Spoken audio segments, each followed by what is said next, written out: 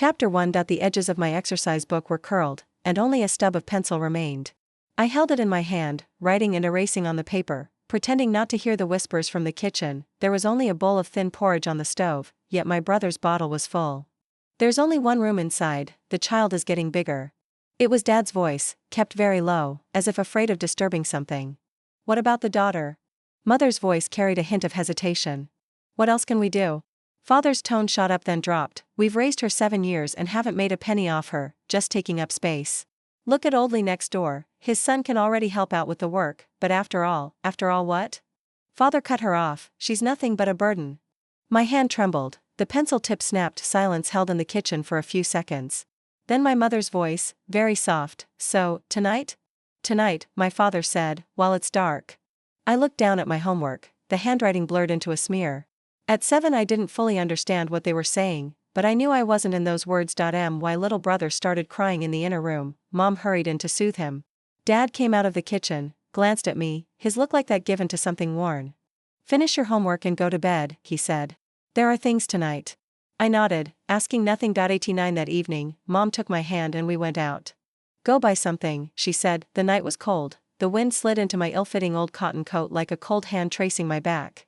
I followed my mother, my feet crunching on the thin snow, making a creak sound. We walked a long way, the streets grew stranger, the streetlights sparser. I began to be afraid and wanted to ask, how much farther, but my mother did not look back. Her hand held mine, but not as tightly as it usually did. At last, she stopped at an intersection. She crouched down and looked at me. The streetlight was dim, half her face was in light, half in shadow. Her lips moved as if to say something, but in the end she said nothing. Then she let go of my hand. I froze, watching her stand up, turn, and hurry into the darkness. Mom, I ran a few steps, tripped over something, and hit my knee on the ground, the pain making it go numb. When I got up, my mother's back had already vanished around the corner. I stood where I was, the warmth of her fingers still lingering in my palm. The wind grew colder. I stood at that intersection for a long time, waiting from Mom will come back to she won't come back. No one came. In the end, I curled up under the eave of a shop, hugging my backpack to keep warm. Inside the bag there was only that dog-eared workbook and a stub of a pencil. Wind slipped down my collar like blades scraping my skin. My stomach ached with hunger. I bit my lip to stop myself from crying out. Tears ran down my cheeks, forming a cold, thin line. Occasional car noises came from afar, a light flashed past and then vanished into the night. I stared at those lights and wondered, would a car stop, would someone come over, but no one did. I began to tremble, first my hands, then my legs, then my whole body. My consciousness felt as if it were being drained away little by little. I tried to stay alert, but my eyelids grew heavier and heavier. Before I completely lost consciousness, I heard a voice. Hey, little one. Something warm covered me, a coat, carrying the smell of paint. Why are you here all alone? I forced my eyes open and saw a man crouching in front of me. His hair was a little messy, his hands stained with paint, and his eyes shone bright under the streetlight. I tried to speak, but my lips were numb from the cold, and only a muffled sound came out. He wrapped his coat tighter around himself, took half a piece of bread from his bag, and placed it by my hand. Hungry, he said. Eat. I won't hurt you. I looked at the piece of bread, then at him. His eyes weren't like Dad's, without that, you're a burden, look of disdain. His eyes were, like someone looking at another person. I picked up the bread and took small bites, the wheat fragrance of the bread spread in my mouth, and I almost cried. He didn't hurry me, he just sat quietly beside me, took a sketchbook and a pen from his bag, and began to draw. The pen whispered on the paper, like some kind of lulling sound. After finishing the bread, I felt a bit warmer, but my body was still trembling. He put down his paintbrush and looked at me. Where do you live? He asked. What about your parents? I was silent for a long time, then I shook my head. He looked at me, something flickered in his eyes. It wasn't sympathy, it wasn't pity, it was something else. Then come with me tonight, he said, we'll figure something out tomorrow. I hesitated. 87, I had already learned not to trust. The moment my mother let go of my hand taught me one thing, no one will hold on to you forever. But the wind was still blowing, my stomach started to ache again, the coat on me was warm, and this man's gaze was warm too. I slowly stood up. He reached out his hand, wanting to take mine. I instinctively flinched, but I didn't pull away. His hands were rough, full of tiny calluses, but warm. My hands were cold and stiff. When he held them, it felt like being warmed by a stove. Let's go, he said. We walked into the night. The streetlights stretched our shadows long, one tall, one short, like two lonely musical notes slowly drawing closer in the cold night. My name is Benjamin, he said, I'm a painter. I travel, I paint everywhere. I did not speak. "What is your name?" he asked. I shook my head. "I have a name, but I didn't want to tell him. That name was given to me by my parents, and they had already abandoned me." He thought for a moment and said, "Then I'll call you Jenny." I looked up at him. "Jenny means white foam of the waves," he said, "clean and free." White foam of the waves. I repeated the name silently in my mind, like reciting a spell. Perhaps this was some kind of beginning. Chapter 2. We walked for about 20 minutes, turned into a narrow alley, and stopped in front of an old iron gate. Benjamin fished a key from his pocket, slipped it into the keyhole, and turned it twice. The door opened, and a scent of paint and dust washed over us. "Come in," he said. I hesitated for a moment, then followed him across the threshold. The room was small, perhaps only 10 square meters. Canvases, paint cans, and a few old boxes were piled in the corner. A small bed leaned against the opposite wall, and a figure lay on it. "Benjamin?" The woman's voice, thick with sleep. "You're back." Benjamin closed the door. "Fiona, I brought a..." He didn't finish the sentence. The person on the bed had already sat up. Fiona.it was the first time I saw her. The streetlight's glow filtered in through the window, falling across her face. She was very thin, her features sharply defined, her eyes large, but in that moment there was no warmth in them. She looked at me, her gaze sliding from my tangled hair, to the ill-fitting old cotton coat, and then to the school bag I clutched tightly in my hands. Then her face went cold. "Who is this?" she asked, her voice like winter glass. Benjamin walked over, crouched by her bed, and whispered a few words. I couldn't make out what he was saying. I only saw Fiona's expression grow colder and colder. "Are you out of your mind?" she said, her voice low, but each word struck like a nail. "It's only temporary." Benjamin said, "I'll contact the welfare agency tomorrow." "You always say that." Fiona cut him off. "Last time it was a cat, the time before that a dog, and this time it's a person? Benjamin, we can hardly support ourselves. She's just a child." "She's not our child." Fiona's voice shot up, a thunderclap in the cramped room. I instinctively stepped back, my spine hitting the door. Benjamin stood up, glanced at me, then at Fiona.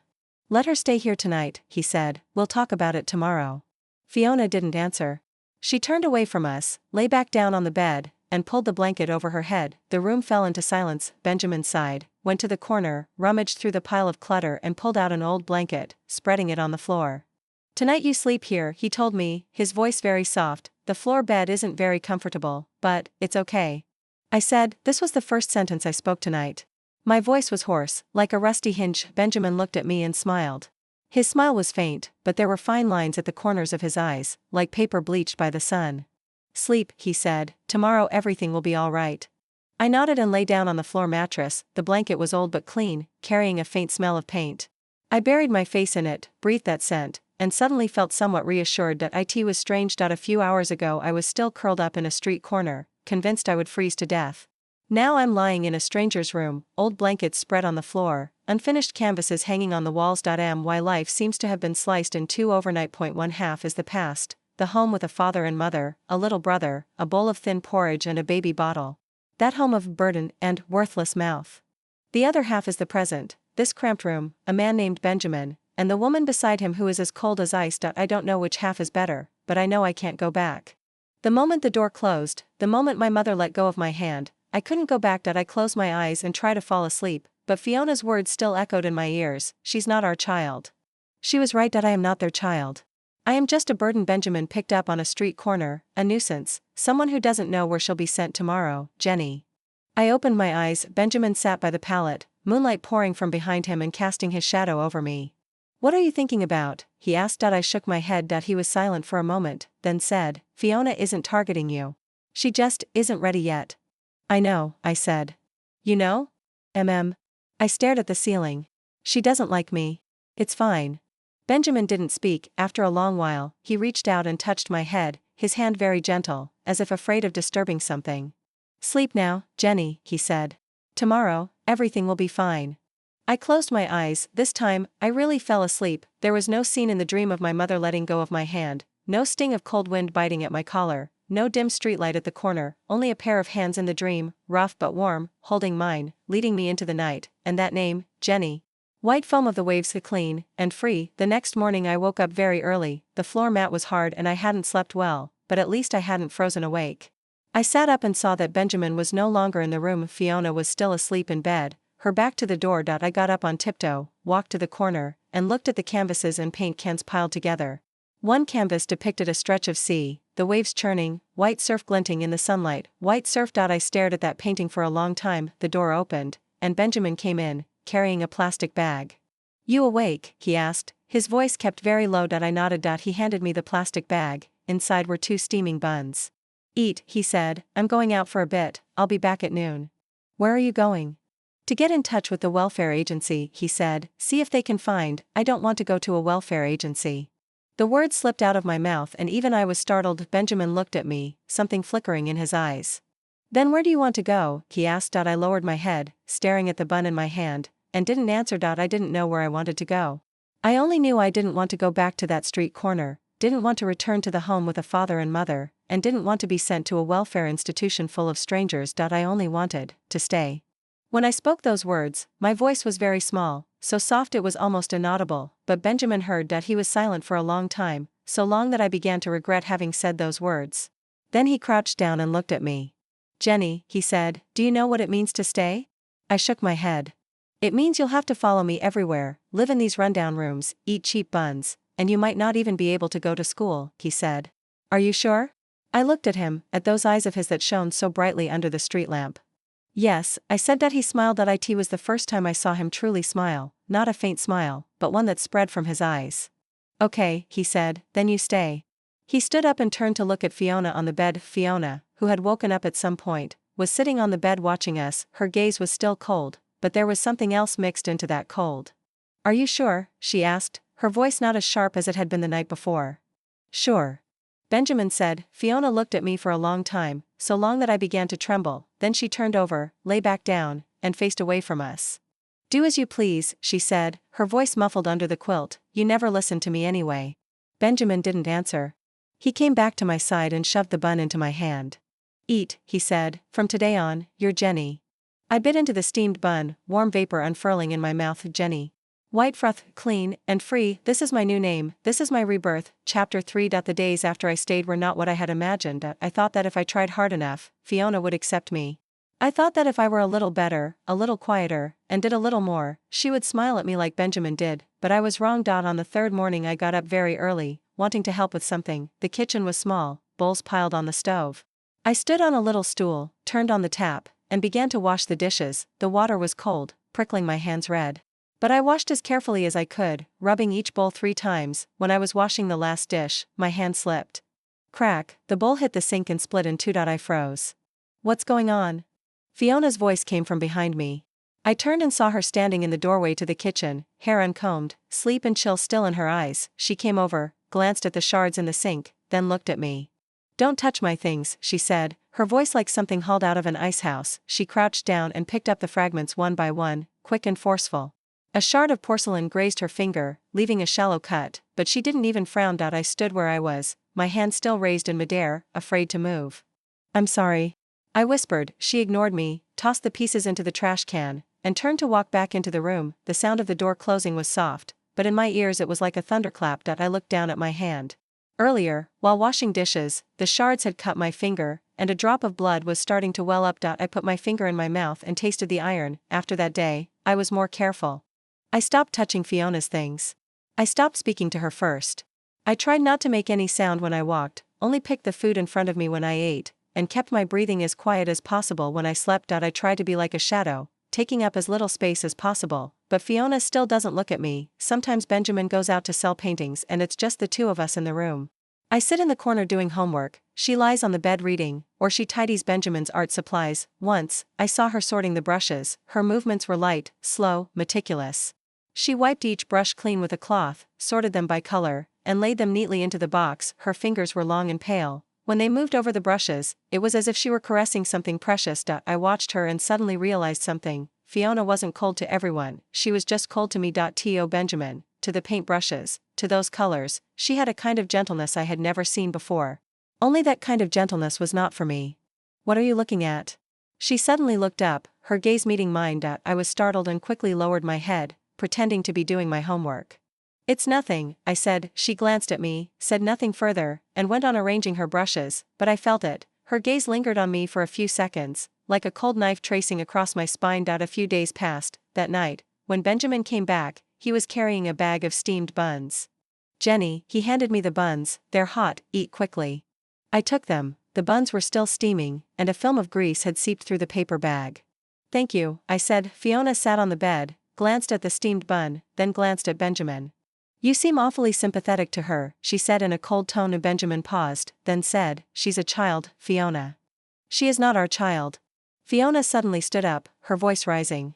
The cat you picked up, the dog you picked up, the ragged picture frames you picked up, and now another person you pick up. Benjamin, who do you think you are? A savior? Fiona, we can't even pay next month's rent. Her voice trembled. And you want to keep raising someone else's child? The room fell suddenly silent. I stood where I was, the steamed bun in my hand still steaming, but it felt heavier and heavier, as if I could barely hold it. I lowered my head and pushed the bun to the side. I'm not hungry. Benjamin looked at me, his brow knitting. Eat, he said, pushing the bun back. I'm really not hungry, Jenny. His voice lowered, carrying a force that brooked no refusal. Eat. I looked at him, then at Fiona. Fiona stood by the bed, her chest heaving, eyes red, as if she had just been crying. I bit into a bun. The steamed bun smelled delicious, the meat filling generous, but I couldn't taste a thing. Tears fell, splattering on the bun's surface and spreading a small, dark stain. I ate and cried at the same time. No one spoke. That night, I lay on the floor bed and could not fall asleep for a long time. Fiona's words were like nails driven into my heart. She is not our child. She was right. I really wasn't their child. I was just a burden Benjamin had picked up on a street corner, a nuisance, someone who shouldn't have been here. If I hadn't been picked up, if I hadn't been brought home, would Benjamin and Fiona's lives have been any better? Jenny. I opened my eyes and saw Benjamin sitting by the floor bed. Moonlight slipped through the gap in the curtains and fell across his face. He looked tired, but his eyes were still gentle. What are you thinking about? He asked. I shook my head. He was silent for a moment, then said, Fiona isn't being unkind to you. She just isn't ready yet. I know, I said, my voice very soft. You know? I looked at the ceiling. She doesn't like me. It's all right. Benjamin didn't say anything. After a long time, he reached out and touched my head, his movement very gentle, as if afraid of startling something. Give her some time, he said. She'll come to like you. I wanted to believe him, but Fiona's daytime looks, the sound of her slamming the door, the expression on her face when she said, she's not our child, all of those were like stones, each one pressing down on my heart. I don't know how long it will take for her to be ready. I also don't know how long I can hold on before she is. Just as I thought the day had ended like that, the door suddenly opened. Fiona stood in the doorway, wearing her pajamas, hair a mess, her eyes swollen and red. She watched. Benjamin sitting by my bunk, watched me curled up under the blanket, watched the space between us. Her face went cold again. Benjamin, she said, her voice low but every word like a knife, either she goes, or I do. The door closed again, only Benjamin and I remained in the room, and the moonlight cast a shadow on the floor bedding. I watched Benjamin's back and suddenly felt that shadow was very heavy, heavy enough to almost crush this tiny room. He sighed and said nothing. I closed my eyes, buried my face in the blanket, breathed in the faint smell of paint, and fought to keep from crying out loud. This is the third day I've stayed by Benjamin's side. I don't know how much longer I can stay. Chapter 4.2 years later. I'm 9. In these 2 years, we moved 3 times.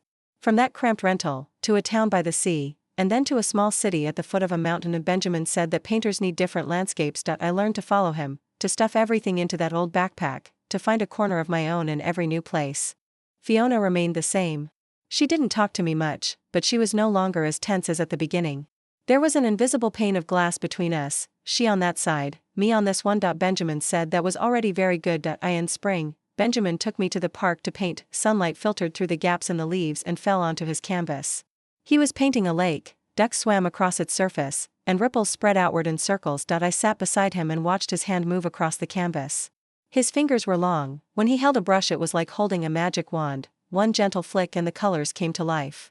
Want to try? He asked suddenly. I froze for a moment and shook my head. I don't know how. No one knows at first. He handed me a paintbrush. Paint whatever you want. I took the brush and stared at the blank canvas, not knowing what to paint.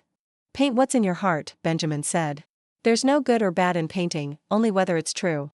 If you paint the world inside you, then it's good. The world inside my heart. I closed my eyes and thought for a long time, then I opened them and began to draw. I drew a tree. A very small tree, standing in a patch of bare ground, its trunk thin, its leaves sparse. But its roots went deep, sinking into the soil, as if trying hard to stand firm. When I finished, Benjamin glanced at it and smiled. Very good, he said. This is your first painting. Is it really? I asked. It looks ugly. Not ugly, he said. It's lonely, but it tries hard. Just like you. I looked at the painting and suddenly felt a sting in my nose. That summer, Benjamin began taking me to sell paintings. We would set up a small stall on the street and hang his paintings one by one. People passed by, stopped to look, asked the price, bought them. I helped pass paintings, collect money, and tell customers, thank you. Sometimes, customers would praise me, such a good little girl. Benjamin would proudly say, my daughter. Daughter. Every time I hear that word, my heart skips a beat. Daughter. Not a child picked up, not that girl, but my daughter. Once, a guest asked me, do you paint too? I nodded. Then you'll definitely paint even better than your dad someday, he said. I watched Benjamin as he spoke with another customer, smiling. The sunlight fell on him, warming him all over. I thought that if one day I painted better than him, it would surely be because he had taught me. That autumn, I made a decision. I used the pocket money I'd been saving for a long time to buy a box of colored pencils. Then one afternoon, hiding in my room, I painted a picture. It was a picture of 3 people, hand in hand, standing under a tree. That tree was somewhat larger and leafier than the one I'd drawn in the park. 3 figures, a man, a woman, and a little girl, stood beneath it, smiles on their faces. I folded the drawing and waited until evening when Fiona came home, then handed it to her. Fiona, I said, my voice very soft, it's for you. She took the painting and glanced at it. No smile, no words. She simply set the painting down on the table. I stood where I was and waited for a long time, but she never looked at that painting again. The next morning, I got up very early. The table was empty. I walked over to the trash can and saw the painting lying there, not in the trash, but beside it. The corner of the paper was a little creased, and the 3 smiling faces had a fold pressed through them. I picked up the drawing, smoothed it out, folded it neatly, and put it into my backpack. When Benjamin came in, I was sitting in the corner doing my homework. Jenny, pack your things, he said. We're moving tomorrow. I looked up at him. Moving again? This city's landscapes are enough, he said. We're going to the next place. I lowered my head and said nothing. I opened my backpack and looked at the painting. 3 people, hand in hand, standing under the tree. Fiona put it next to the trash can, not inside. What does that mean? Does it mean she hesitated? Does it mean she wasn't entirely unwilling to accept it? I don't know. All I know is that every time we moved, Fiona grew more exhausted, Benjamin grew busier, and I only grew more uncertain about whether I truly belonged in this family. On moving day, I sat by the car window, watching the streets slip away bit by bit. Benjamin was driving up front, humming a song I hadn't heard before.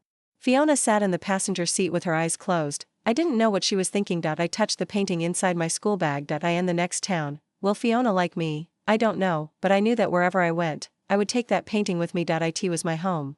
Even if it were thrown beside a trash can, I would never discard it. Chapter 5. When I was 11, we moved for the 3rd time, from the small town at the foot of the mountain, to a riverside town, and then to the outskirts of an industrial city. The new place was an old apartment building. The hallways always carried the lingering smell of cooking oil, and the neighbor's television droned from morning till night. Fiona unpacked boxes while complaining, moving again. What's the point of moving back and forth? I helped quietly, folding clothes one by one and putting them into drawers. Benjamin set up his easel by the window and stared at the gray, hazy sky. The scenery here is beautiful, he said. Fiona slammed down a suitcase. What good is pretty scenery? Look at Jenny's transfer paperwork. The last city's papers still aren't finished. Benjamin said nothing. I kept my head down and continued folding clothes. 3 different city address labels were stuck to the trunk, like 3 scars tracing the path of our wandering. The new school was bigger than the others and noisier too. There were more than 40 students in the classroom, desks crammed tightly together. I sat in the very last row, trying to shrink myself into a tiny dot. When class ended, a few girls gathered around. What is your name? Jenny. Where are you from? Many places. They glanced at each other, as if they'd heard something odd. What does your dad do? One of the girls asked. He's a painter, I said. What kind of painter? The other girl pressed. Is he famous? Does he make money? I didn't know how to answer. Benjamin's paintings sometimes sold, sometimes didn't. Sometimes a single painting would fetch a few hundred yuan, and sometimes there was no income for a whole month. My dad says, a boy interrupted, a wandering artist is just a beggar. The classroom was quiet for a second, then exploded into laughter. I lowered my head and gripped the strap of my backpack. I wanted to say no, Benjamin wasn't a beggar, he painted because he loved it. He took me to many beautiful places, and he taught me how to paint my first picture. But I said nothing. After school, I sat alone in the classroom for a long time, watching the sky outside the window shift from orange-red to gray-blue, and then to black. I remembered what Benjamin had said, a painter needs different landscapes. But sometimes, I really just want to look at one single view. That night, Fiona blew up. You will never give this family a stable life. She stood in the middle of the living room, her voice sharp. Jenny can't even attend school steadily. Have you ever thought about her? Benjamin stood by the window, his back to her, saying nothing. When I married you, I thought you would settle down. Fiona's voice began to tremble. I thought you would stop running around for our sake, for this home. Fiona, did you even try? She cut him off. Did you really try? Benjamin was silent for a long time. I tried, he said, his voice very soft, but I can't do it. Fiona cried. It was the first time I had seen her cry. She squatted on the floor, buried her face in her knees, her shoulders trembling. Benjamin walked over, wanting to hold her, but she pushed him away. I hid behind the doorway, watching it all. I wondered, if Fiona hadn't married him, if Benjamin hadn't taken me in, would their lives have been different? Maybe. Maybe Fiona wouldn't be so exhausted, maybe Benjamin wouldn't be so burdened with guilt, maybe they would have a stable life, a steady home, and I might still be at that street corner, frozen to death on a winter night. I closed my eyes, not daring to think any further. That night, late, I got up quietly to paint. The desk lamp's light was faint, falling on the paper like a tiny window. I painted many pictures. Each one was home. Some are small houses, with steps at the door and a warm yellow light spilling from the windows. Some are a dining table laid with food, 3 people sitting around it. Some are a bedroom, a lamp glowing by the bedside, illuminating the face of the sleeping person. Every painting shares one common detail. There is a lamp lit by the door. I don't know why, but every time I reach this part of the painting, my hand stops, and then stroke by stroke, I paint that lamp. The lamp is small, its light weak, yet it is always there. As if waiting for someone to come home. I hid those paintings away, not letting anyone see them. They were my secret, the home in my heart that would never be moved. A few weeks later, Benjamin sold a painting. It was a work he had labored over for a long time, an evening by the river, the water shining with golden light, the silhouette of a boat in the distance. A gallery owner took a liking to it and offered 3,000 yuan. 3,000 yuan. That was several months' living expenses for us. When Benjamin came back, a long-missed smile was on his face. Jenny, Fiona, he said, tonight we'll eat something nice. Fiona unusually didn't complain. She even went to the kitchen and made a few dishes, and at dinner she served me a bite of meat. It will get better from now on, Benjamin said. With this money, we can settle down for a while. I looked at him, then at Fiona. Fiona was smiling. The smile was faint, but genuine. I thought, maybe we could finally settle down. Maybe this time, we wouldn't move again. Maybe this time, I could make real friends, could stay at school for a whole semester. But I knew there weren't that many maybes in the world. Somehow the news spread. Some people said Benjamin had made it rich, others said he had sold a painting for a lot of money. I don't know how those words got out, but I know good news travels fast and bad news travels faster. That night, I lay in bed, listening to the wind outside the window. Benjamin said that with this money, we could settle down for a while, but in my heart there was an uneasy feeling I couldn't put into words, like the heavy, stifling air that spreads before a storm. I didn't know what it was. All I knew was that something was quietly drawing near. Chapter 6. When I was 14, they came. That day after school I walked home like always. The stairwell was thick with the familiar smell of cooking oil, the neighbor's television leaking through the crack in their door. I reached the 3rd floor, pulled out my keys, and then I saw them. A man and a woman stood at my doorstep. The man wore a cheap leather jacket, the collar rubbed shiny. The woman had permed, outdated curls and carried a plastic bag. My feet were rooted to the spot. 7-year-old memories flooded back like a tide. Winter night, a street corner, my mother loosening her grip and turning to walk into the dark. Arthur. Martha. My biological parents, they saw me. A smile spread across Arthur's face, the kind that reminded me of street vendors hawking counterfeit goods. Daughter, he said, Daddy's come to see you. I did not speak. My hands were shaking, the keys nearly fell to the floor. Martha stepped forward and handed me a plastic bag. Inside was a sack of cheap fruit, apples and oranges pressed together, some already bruised. We bought you some fruit, she said, her voice a little awkward. I looked at the bag of fruit, then at her. 7 years. 7 years. They hadn't looked for me once. Now, they stood at my doorstep, carrying a bag of cheap fruit, calling me daughter. What are you here for? I asked, my voice colder than I expected. Arthur's smile froze for a moment, but he quickly recovered. We heard your adoptive father came into money, he said, so we thought we'd come see you. Get rich. I thought of the painting Benjamin had sold, the 3,000 yuan, the rumors spreading about getting rich. So that's what it was for.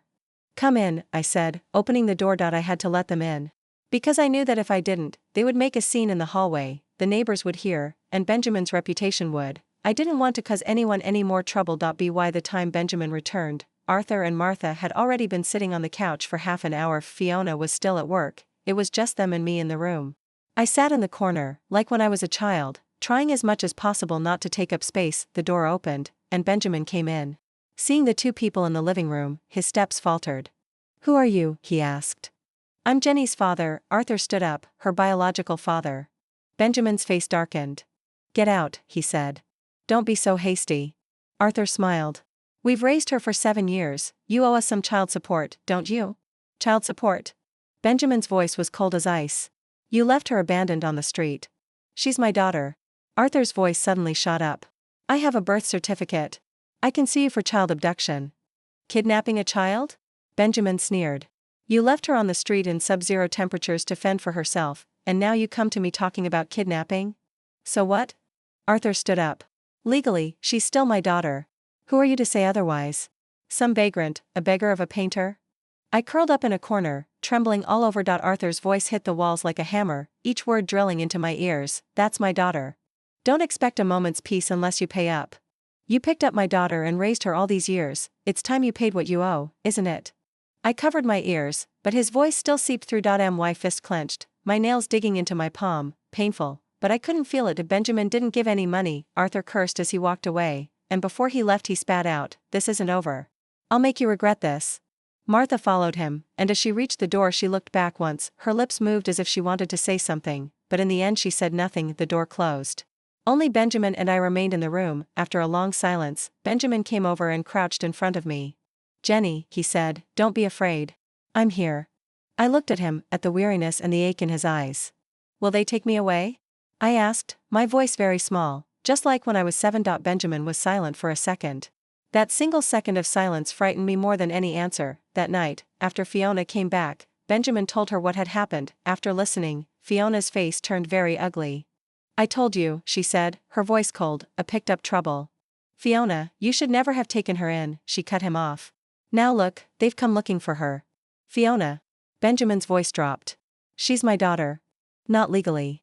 Fiona said, "You didn't even file the adoption papers." Silence fell over the room again.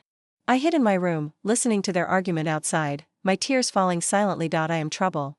I have always been trouble, from the year I was abandoned at 7, I have been trouble. If Benjamin hadn't picked me up, would his life have been any better? If Fiona hadn't married him, would she have been any happier? If Arthur and Martha had never given birth to me, would this world—" I closed my eyes, afraid to think any further. Late at night, I lay in bed, unable to sleep. Outside, the wind passed by, and the shadows of the branches flickered on the wall. I remember that winter night when I was 7, I remember the coat Benjamin draped over me, I remember what he said. "Jenny means white foam, pure and free." White foam. Pure and free, but now, I am not free at all. I am trapped in the shadow of the past, trapped under the label of trouble, trapped in the squeeze between two families. I don't know what will happen tomorrow. I don't know whether Arthur and Martha will come again. I don't know if Benjamin can protect me. All I knew was that the silence in that second was like a knife, driven into my heart. Would he protect me? Could he protect me?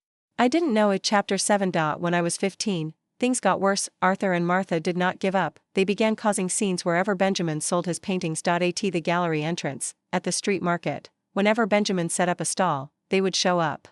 "He stole my daughter." Arthur stood in the middle of the crowd, his voice loud. "This man is a child kidnapper." Passers-by gathered to look, some taking photos, others whispering. Benjamin's face went ashen, but he said nothing. He quietly packed up the canvases and left once, twice, 3 times. Gradually, no one was willing to buy his paintings anymore. The gallery owner told him tactfully, "Things have been a bit unfavorable lately, you should take a break for a while." The stalls at the street market had also been taken by other painters. Benjamin's paintings couldn't be sold anymore. That night, Fiona erupted.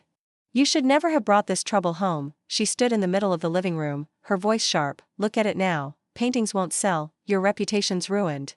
What were you even after?" Benjamin sat on the sofa, head bowed, saying nothing. "You said it would only be temporary." Fiona's voice began to tremble. "You said you'd contact the welfare agency, you'd find her family, so what happened?" 7 years, Benjamin, 7 years. Fiona, "Well now," she cut him off, "they've come knocking, ready to sue you for abducting a child, ready to ruin your reputation. Are you satisfied?" Benjamin looked up and stared at her. "She is my daughter," he said, his voice very soft. Fiona sneered. "Your daughter," she said. "Legally she's your daughter?" You didn't even do the adoption paperwork. On what basis do you call her your daughter? Benjamin didn't answer. I hid in my room and listened to it all. Late at night, I lay in bed, unable to sleep. Moonlight slipped through the crack in the curtains, casting a silver line on the wall. I sat up and pulled those drawings out of my backpack, those drawings of home.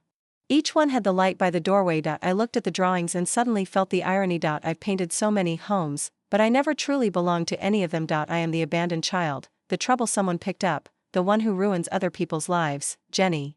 I looked up and saw Benjamin standing in the doorway. He came in, sat on the edge of my bed, and looked at the painting in my hands. Still painting lamps? He asked. I didn't say anything. He was silent for a moment, then said, "Don't take what Fiona said to heart." "She's right," I said, my voice very soft. "I'm trouble." "You're not." "I am." I looked at him. "If you hadn't picked me up, your paintings would still sell, your reputation wouldn't have been ruined, and Fiona wouldn't have, Jenny." He cut me off, his voice low. "Listen to me." I looked at him, his eyes were bright in the moonlight, just like when I was 7 and standing at the street corner. "I made the best decision of my life when I picked you up," he said. "You may think you're a burden, you may think you didn't deserve to be rescued, but in my heart, you are not a burden. You are my daughter." I was stunned. "From the moment I saw you on the street," he said, "you were my daughter." Tears fell. I didn't know why, they just fell. "But," I choked, "but Fiona said." "Fiona is not you," he said. "How she feels is her freedom. But how you feel is your freedom." He stood up, walked to the door, and glanced back at me. "Go to sleep, Jenny," he said. "Tomorrow, everything will be all right." The door closed. I sat on the bed, looking at the drawings in my hands, those drawings of home. Each one had the lamp by the door. I put the pictures back into my backpack one by one, then lay back down. Moonlight still fell on the wall, like a silver thread. I closed my eyes and made a decision. I would no longer be the problem. I would protect this family. Chapter 8. When I was 16, everything fell apart. Arthur and Martha showed up at our door with a man who called himself a lawyer. "We're here to talk," Arthur said, wearing the smile of someone who thinks he's won. "About Jenny's custody." The lawyer took a document from his briefcase and spread it out on the table. "According to the law," he said, "Jenny's birth certificate lists Arthur and Martha as her parents. Mr. Benjamin, your adoption was never legally completed. Under the law, this is an illegal adoption." Arthur cut in, "I can sue you, put you in jail." Benjamin stood by the window, his back to them, saying nothing. "Of course," the lawyer said, "if you're willing to pay a compensation, we can avoid the legal process." Compensation. I stood in the corner, watching it all. They wanted money. They wanted money from the start. When I was 7, they left me on the street. 7 years later, they came asking for child support. Now they want compensation. They never cared about me. I was just their cash machine. Fiona's face was pale. She looked at Arthur, then at Benjamin, and finally at me. "Benjamin," she said, her voice very soft, "give Jenny back to them." I was stunned. "We'll start over," Fiona said. "Without her we can, Fiona." Benjamin's voice was very low. "Look at you now." Fiona's voice began to tremble. "Your paintings won't sell, people are going to sue you, you could end up in prison. Are you still going to insist on this?" "Fiona, I can't take it anymore." She stood up, walked into the bedroom, and began packing her things. I stood where I was, watching her back. She was going to leave, because of me, this family was going to fall apart. "I'm leaving." I stepped out of the room and stood in the middle of the living room. Everyone turned to look at me. "Jenny," Benjamin began. "I'm leaving." I repeated, my voice very calm. "Don't let me ruin you." Arthur laughed and stood up. "That's right, come home with your father, I'm not going home with you." I looked at him. "I'll go by myself." The living room fell silent. Arthur's smile froze on his face. "I can walk by myself," I said. "I won't be a burden to anyone anymore." I turned and walked toward the door. "Jenny." Benjamin's voice. I stopped, without turning back. "Listen to me." A hand seized my wrist. I turned and saw Benjamin standing in front of me. His eyes were red, as if he hadn't slept in a long time. His hand trembled slightly, but he held on tight. "You are my daughter," he said, voice hoarse. "From the day I found you on the street, you have been my daughter." "But you can think you're a burden, you can think you didn't deserve to be saved," he said, "but in my heart, you are not a burden. You are my daughter." He turned to Arthur, his voice dropping. "You can take the legal papers, you can sue me, you can ruin my reputation," he said, "but you can't take her."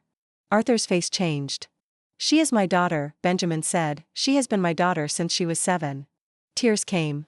I didn't know why, the tears just came. I looked at Benjamin, at his tired but steadfast eyes. I was never a burden.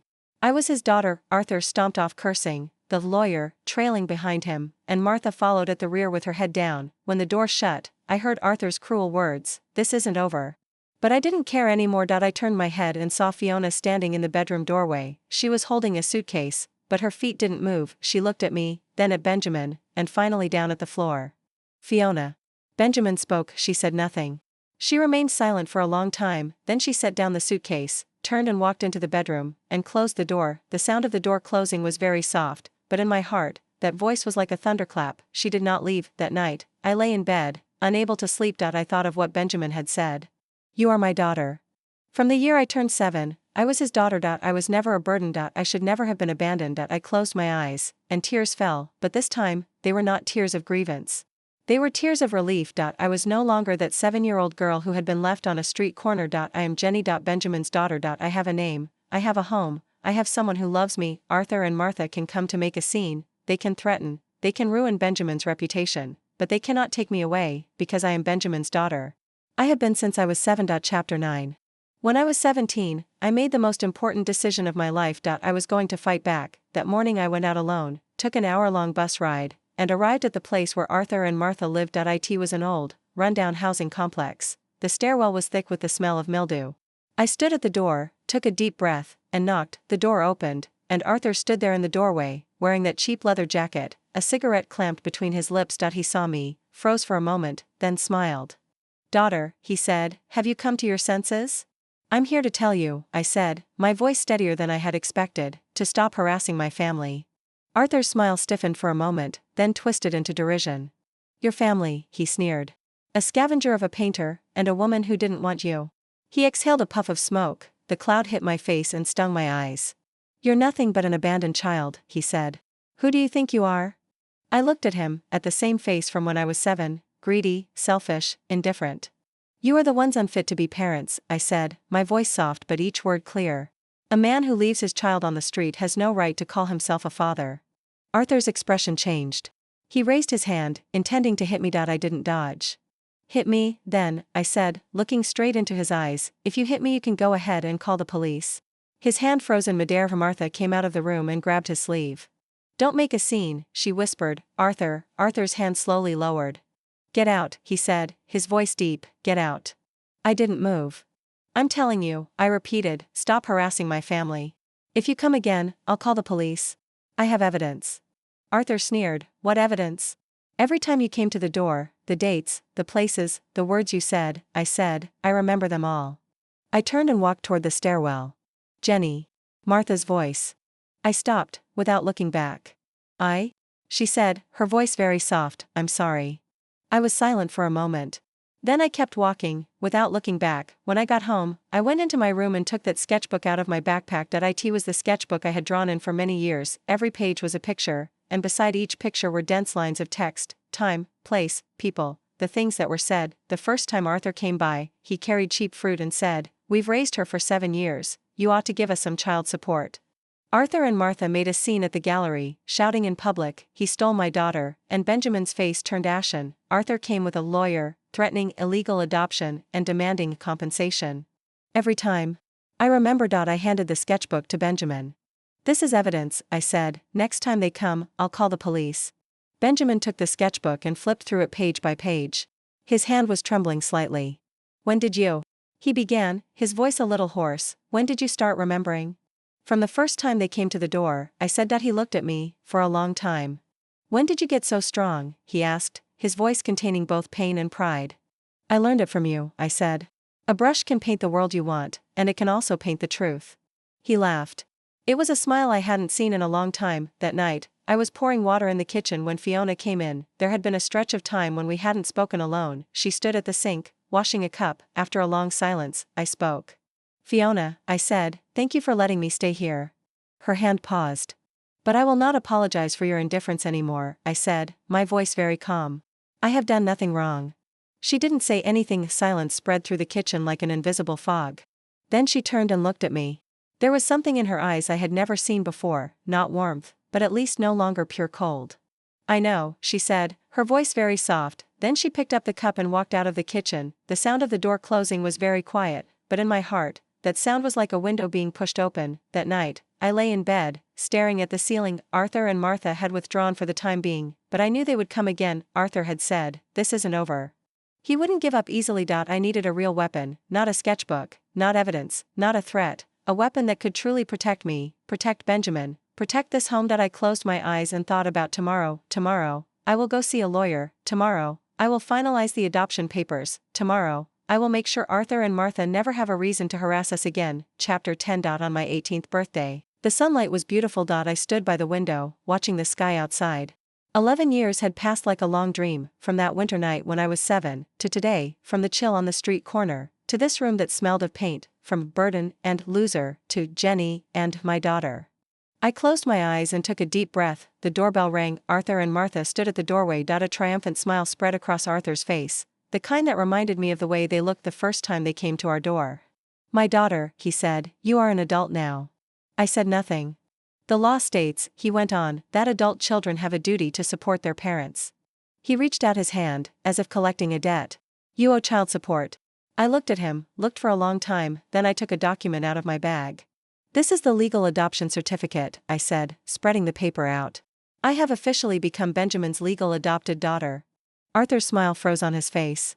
"According to the law," I said, my voice steady, "I have no further relation to you. If you come harassing me again, it will be illegal." Arthur's expression changed. "That's impossible." He reached out to grab the documents. I stepped back. "I've been keeping a record of every time you've harassed me," I said. "Date, place, witnesses, it's all there. Take another step and I'll call the police." Arthur's hand hung frozen in midair, his face flushed red, his lips trembling as if he wanted to say something, but nothing came out. "Let's go, Arthur." It was Martha's voice. She stood behind him, her voice was weary. "Let's go." Arthur turned his head, shot her a glare, then muttered curses as he spun and walked away. Martha followed him. After a few steps she suddenly stopped. She turned her head and looked at me, her lips moved, like the way they did the year I was 7 before she let go at the intersection. This time, she spoke. "I'm sorry." Her voice was soft, like a falling leaf. I looked at her, at the face that had once thrown me out on the street. I did not say, "It's okay." I didn't say, "I hate you either." I simply nodded. It wasn't forgiveness. It was letting go. She glanced at me, then turned and followed Arthur's retreating figure, vanishing at the end of the hallway. The door closed. The living room was very quiet. Benjamin stood beside me, saying nothing. Fiona sat on the sofa, watching us in silence for a long time. Then Fiona stood up and walked toward me. "Jenny," she said, her voice very soft, "over the years, I haven't been good to you." I looked at her. "It's not that I don't like you," she said, "I'm afraid. Afraid. Afraid you'll take my place in Benjamin's heart." She lowered her head. "But over the years watching you grow, I was wrong." She looked up at me. "You're not here to replace anyone," she said, "you are yourself." I froze. "Thank you for letting me stay," I said. For the first time Fiona reached out and patted my head. Her fingers were still cool, but I didn't pull away. Sunlight warmed us, cozy and gentle. That night, Benjamin took out a tube of artwork. "This is your birthday present," he said. I took the tube and opened it. It was a painting. It depicted a large tree, its roots deep and foliage lush. The trunk and branches bore the marks of wind and rain, yet every leaf shimmered in the sunlight. Beneath the tree stood a 7-year-old girl. She tilted her head back, gazing at the canopy, light in her eyes. I looked at that painting and tears streamed down my face. "Jenny means white foam," Benjamin said, "clean and free." He looked at me and smiled. "You did it." I held the painting and cried for a long time. They were not tears of grievance, not tears of sorrow. It was relief. It was gratitude. It was love. I stood by the window, sunlight on my face. The winter I was 7, I was a bitter fruit tree that nobody cared for. 11 years of wind and rain left me teetering on the brink, but those storms did not break me. They became the nourishment for my growth. Now, I am 18. I have a name, a home, people who love me. I am Jenny, Benjamin's daughter. A tall, steadfast tree. Those who once tried to break me through wind and rain ultimately became the nutrients that helped me grow. I closed my eyes and smiled. This is my rebirth, this is my home, this is me.